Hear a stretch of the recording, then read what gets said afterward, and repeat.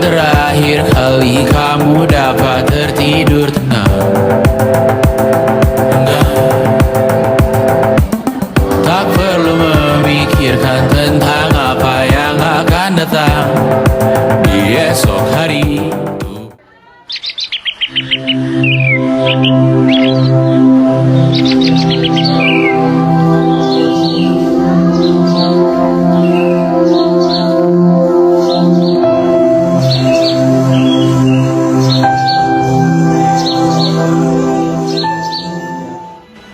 Ngomong-ngomong, Ucup dan yang lain mana ya? Perasaan iya. tadi mereka bilang mau bahas di sini. Mana ya? Kayaknya mereka lagi ke kantin deh. Atau mungkin mereka di taman. Yuk kita cek. Oke, yuk.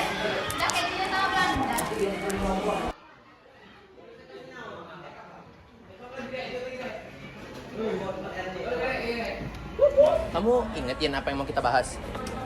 Ingat kok tentang urutan 9 parlementer sama kabinet sesuai ini kan dari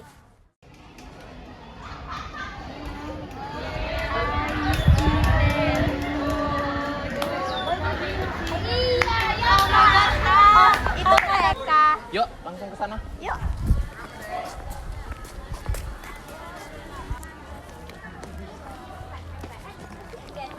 Wow, bukannya presiden itu yang pertama. Lagi bahas apa nih? Kita lagi bahas Debatnya kayaknya seru banget. Jadi kan parlementer di setiap zaman presiden tuh beda-beda. Jadi waktu presiden pertama kita tuh Pak Soekarno, parlementernya tuh kayak gimana sih? Jadi kalau untuk di zaman Soekarno, parlementer kita itu sebenarnya berubah-ubah. Di awal kemerdekaan kita di tahun 1945 sampai 1950, kita itu belum memiliki kabinet parlementer yang jelas karena kita baru aja merdeka. Dan untuk dari tahun 50 sampai 59 kita itu menggunakan sistem demokrasi parlementer di mana kita itu punya presiden tapi sistem pemerintahannya dipimpin oleh Perdana Menteri. Dan selanjutnya setelah itu kita itu kembali lagi ke sistem demokrasi presidensial. Namun di sini terdapat pelencengan karena di tahun 1959 Presiden Soekarno ini mengeluarkan dekret presiden yang berisi bahwa dia ini ditetapkan sebagai presiden seumur hidup. Meskipun akhirnya Presiden Soekarno itu digantikan oleh Presiden Soeharto tidak lama setelah kejadian G30 SPKI. Jadi parlementer di masanya Soeharto gimana ya? Jadi kan sama yang diomongin dapat tadi bahwasanya setelah Soekarno itu ada kejadian G30 SPKI yang dimana pada zaman Soeharto itu terjadinya Orde Baru yang dimana cuma ada MPR dan DPR aja dan itu juga tidak sesuai dengan demokrasinya. Nah dari kabinet Soeharto ini salah satunya ada kabinet Ampera yang mana dia melindungi atau memperbaiki keamanan setelah G30 SPKI itu. Gitu. Menurut aku sih ini agak berbeda ya dari zaman Soekarno ke Soeharto. Terus kan presiden yang ketiga itu B.J. Habibie nih. Parlementer di zamannya Presiden B.J. Habibie tuh kayak gimana sih? Kalian ada yang tahu nggak? Untuk di zaman Habibie itu karena dia hanya melanjutkan jabatan dari Presiden Soeharto, jadi dia itu cuma menjabat setahun. Jadi untuk di zaman Habibie nggak banyak perubahan yang dia bisa lakukan, tapi memang dia sempat melakukan beberapa langkah untuk menekan inflasi yang waktu itu terjadi di Indonesia. Salah satu langkahnya adalah mengembalikan beberapa pejabat yang sempat dipecat oleh Soeharto dan menghentikan dui fungsi ABRI. Ini nggak dekat. Oh jadi gitu. Jadi di B.J. Habibie itu nggak terlalu banyak perubahan parlementer ya. Iya, dia hanya melanjutkan Soeharto aja. Melanjutkan saja ya. Karena jabatan dia itu cuma 1 tahun. Dia cuma 1 tahun. Ya, gitu ya. B.J. Habibie itu tuh digantiin ya, ditunjuk berarti. Dia secara langsung naik jadi presiden karena Soeharto dilengsarkan dan Habibie sebagai wakilnya otomatis naik. Iya. Oke. Habis aku B.J. ingat, aku Habibie itu kan Gus Dur. Nah, di masa Gus Dur itu gimana? Jadi di masa Gus Dur itu ada MPR. MPR itu merupakan lembaga tertinggi di negara. Dia bisa memilih atau melengsarkan presiden. Nah, di zaman Gus Dur itu MPR dia bisa berhasil melengsarkan Gus Dur karena Gus Dur ini ingin membubarkan DPR karena dia menganggap kalau DPR ini hanya beban karena banyak korupsi di zamannya Gus Dur. Nah, sehingga itu membuat MPR tidak Nggak setuju nggak sih Iya, MPR? Iya, karena kan DPR itu berguna gitu. DPR itu poinnya negara. Iya, Kan? undang-undang dan Maka sebagainya itu. dari itu Kalau ada itu DPR juga kan. MPR melengsarkan Gus Dur. Terus itu Gus Dur hanya menjabat 2 tahun dari 1999 sampai 2001. Jadi kan iya, Gus iya. Dur itu wakilnya Megawati. Jadi setelah Gus Dur Gus Dur dilengsarkan dilengsarkan, tuh Megawati naik Megawati ya? naik ya? Megawati naik. Iya. Iya. Megawati yang naik. Jadi waktu zaman kan itu Gus Dur lengser, Megawati naik. Di zamannya Bu Megawati, ini tuh parlementernya tuh masih melanjutkan yang dianut sama Gus Dur atau dia membuat parlementer baru gitu. Nah, jadi pada masa pemerintahan Megawati itu membuat satu kabinet, yaitu kabinet gotong royong, yaitu merupakan satu-satunya kabinet yang ada pada masa pemerintahan Megawati. Nah, kabinet gotong royong itu diumumkan setelah Megawati resmi menjadi presiden, dan wakil presidennya itu bernama Hamzah Has. Nah, perubahan pertama yang itu beberapa menteri diganti, antara lain Menteri Perindustrian dan Perdagangan serta Menteri Pertanian. Dan lalu ada banyak lagi perubahan, seperti pada 11 April 2003 itu ada perombakan menyangkut bidang ekonomi dan politik. Oh jadi gitu. Secara nggak langsung Ibu Megawati ini presiden perempuan pertama nggak sih? Iya. Nah, pada zaman dia itu dia cuma sampai dari 2001 sampai 2004 doang. Oh berarti cuma sekitar 4 atau 3 tahun ya Iya. dia melanjutkan. Berarti di zamannya Megawati itu zamannya itu ya apa reformasi ya? Iya. Ya, bisa dibilang sebenarnya Pasca dari Orde Baru juga. Iya. masa iya. Gus Dur itu adalah masa pembuka reformasi, di mana setelah Soeharto lengser dan kemudian Habibie yang menggantikan juga udah turun dari jabatan, iya. Gus Dur naik. Disitulah dimulai masa reformasi. Oh berarti akhirnya itu di zamannya Megawati ya reformasi Iya. itu. Oh. Oke aku ngerti. Dari Megawati itu kan pasti ada presiden lagi. Iya, Kita kan yang sekarang udah 2025 nggak sih? Yes. Presiden habis Megawati itu kan Susilo Bambang Bambang Yudhoyono. Iya betul banget. itu Bapak. Bapak kita banget gak sih?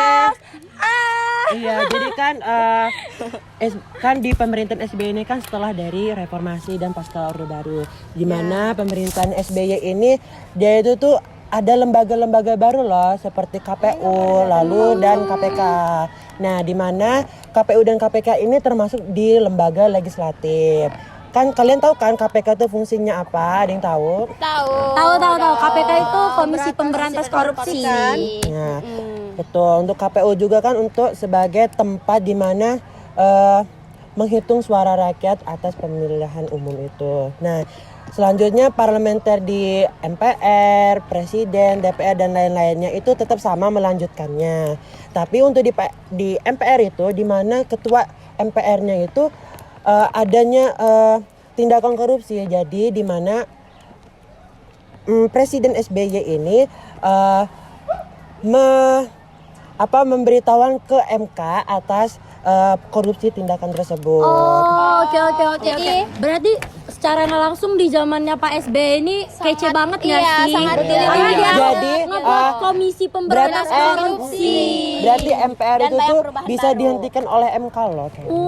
Dan ini menarik sih. salah satu yang bikin Pak SBY benar-benar diingat itu karena memang beliau itu adalah presiden pertama yang dipilih oleh langsung oleh seluruh rakyat Indonesia melalui sistem demokrasi atau sistem pemilu yang kita tahu sekarang. Iya. Kan sebelumnya Sebelumnya itu ditutup. sebelumnya presiden kan selalu dipilih oleh anggota DPR. Iya. Tanpa diketahui oleh rakyat, tapi Pak SBY ini presiden pertama yang dipilih oleh langsung. Pada tahun Dipilih oleh rakyat secara langsung melalui iya, pemilu. pada tahun 2004 nggak sih itu? Makanya dan karena zaman Pak SBY ini bagus banget, dia itu bisa memimpin sampai 2 periode. Periode iya.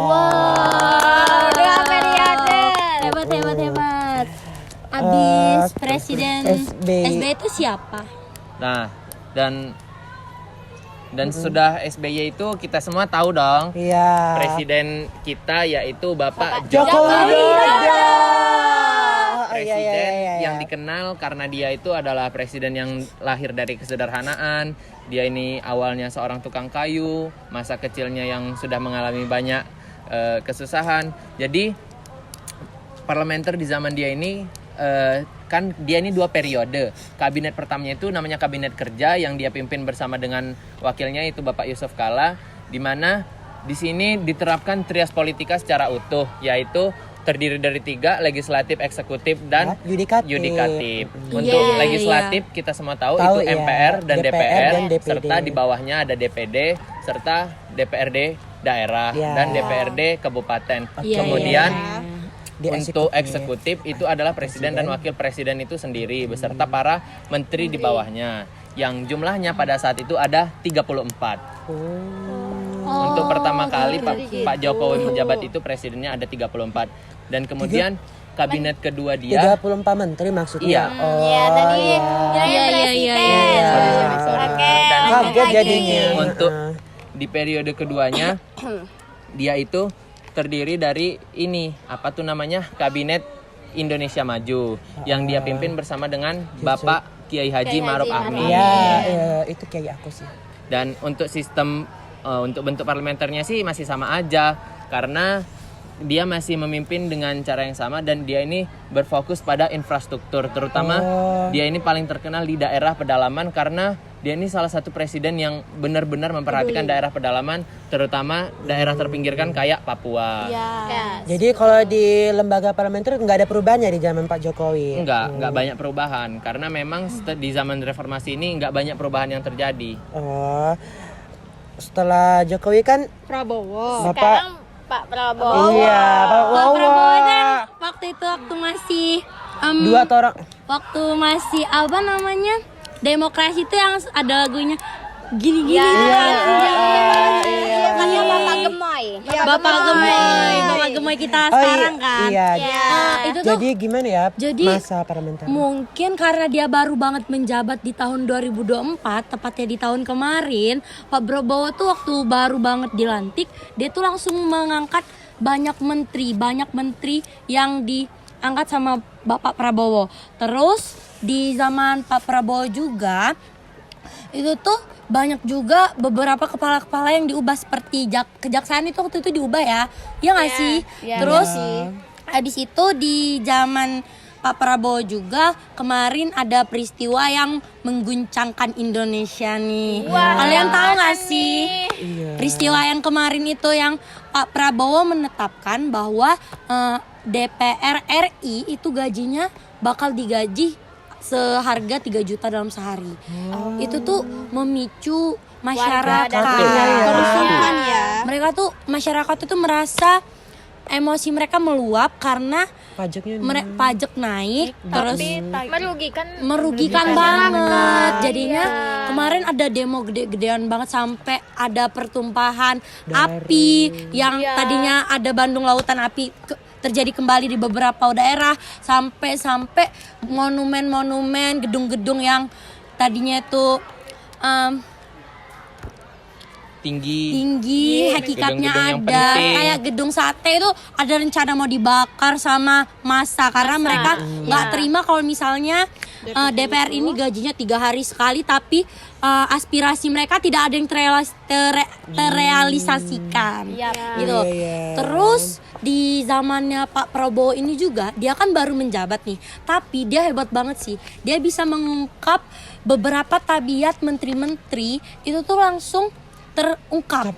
Contohnya kayak Bapak Menteri Pendidikan kita kemarin itu, dia berbicara seperti dia tidak akan seakan-akan dia tidak akan korupsi, tetapi di sisi lain apa yang kita lihat? Kita menemukan fakta kalau misalnya Bapak Nadiem Makarim korupsi uang laptop atau pengadaan laptop. Itu. Emang hatinya busuk betul loh. Karena dia Menteri Pendidikan ya. Iya, jadi tuh jadi terbuka tabiat-tabiatnya. Bukan hanya Menteri Pendidikan, banyak yang sudah terbuka oleh Pak Prabowo dari yang paling bawah, dari camat, kades, itu tuh banyak yang kebuka. Karena uang-uang pembangunan jarang yang masuk ke dalam warga pembangunan infrastruktur gitu. Oh, jadi Untuk parlementernya tetap sama. Iya, Dari dia yang melanjutkan dari yang sebelum-sebelumnya. sebelum-sebelumnya. Cuman banyak yang diubah oleh Bapak seperti menterinya. Itu kan yang menteri, kalian bayangin ya, Menteri Keuangan yang tadinya Sri Mulyani dari zaman Zaman SBY. kita. Kita Iya. masih gagah, masih kecil banget. Sekarang tuh diganti sama Pak Prabowo. Gitu. Banyak yang diganti ya di zaman Iya. itu. Jadi yang kita dapet tuh hari ini tuh banyak ya, dari zaman presiden pertama sampai presiden kita yang saat ini menjabat. Yes. Itu tuh Mas banyak perbedaan ya Iya, parlemen. baik fungsinya, kedudukannya juga banyak Cara diubah. bekerjanya juga. Iya. Bahannya. Terus itu menteri-menterinya banyak yang diubah. Terus ada dari yang nggak ada pemberantas korupsi jadi ada. Pemilihan umum Pemilihan umumnya tadinya yang tertutup jadi terbuka. langsung yang tadinya juga. cuma dipilih sama DPR, sekarang tapi udah bisa sama rakyat. rakyat. Iya. Iya, hebat memang banget zamannya ya. SBY itu bagus juga ya. Bagus Iya, banget bagus sih. banget. Bagus semua sih. Bagus, semua presiden kita tuh bagus. Iya. Ada baik buruknya. Ada baik buruknya. Yang kita tangkap kan kemarin ada beberapa Dewan Perwakilan Rakyat yang membuat massa mengamuk sehingga di barang-barang mereka, aset-aset mereka itu dijarah sama massa. Betul sih. Kenapa sih harus dijarah gitu ya? Udah seru banget ya Seru pembahasan banget hari ya ini. pembahasan hari ini.